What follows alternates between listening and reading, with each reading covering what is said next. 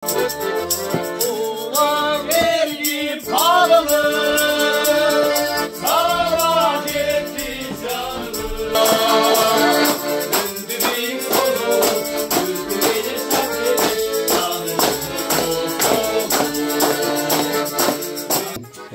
эле ошо биздин башкармалыктын өздүк курамы атынан сиздерди жаңы келе жаткан жаңы жылыңар менен куттуктап коелуп келдик.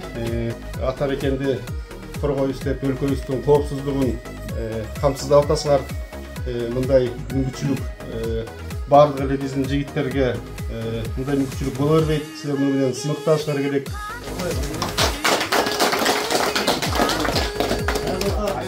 Бүгүн 2024-жылдын 31-декабрь күнү Ош гарнизонундагы аскер бөлүктөрдүн жоокерлерин Кыргыз Республикасынын куралдуу күчтөрүнүн Түштүк Батыш оперативдик кол башчылыгынын кол башчысынын орун басарлары жаңы жыл майрамы менен куттуктап, белектерди тапшырышты.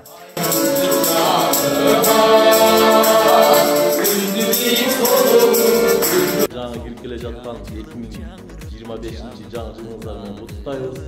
Сиздерге бекем ден соолук, кызматыңарда ийгилик, албан. Бул жерде жакшылап аягып чыгып, эртерээк күчү менен абалга келип, сапка туруп, өзүңөрдүн милдеттериңерге аткарганга 25 жыл таасирсиңер. Жаңы жылдын айрыкча айтып бүткүс жагы бар, айтып бүткүс шаны бар. Алар менен бирге регионалдык армия үйүнүн чыгармачыл тобу жоокерлерге жаңы жылдык ырларды ырдашып, мекен сакчыларына майрамдык маанай тартуулашты. 2025 жылды ушундай досторуңар менен, калчандарыңар менен бир казармада ушундай жаңы жыл тосконуңарга. Ушундай силерге окшогон жигиттер канчасы службага келе албай жүрүшөт, туурабы? Сиздер ошолордун арасына эң мыктылардын мыктысы экенсиңер. Ушундай кызматта жаңы жыл тосуп, ушу бир столдо досторуңар менен отурганыңарга дагы бир жолу жаңы жылыңар менен куттуктайбыз.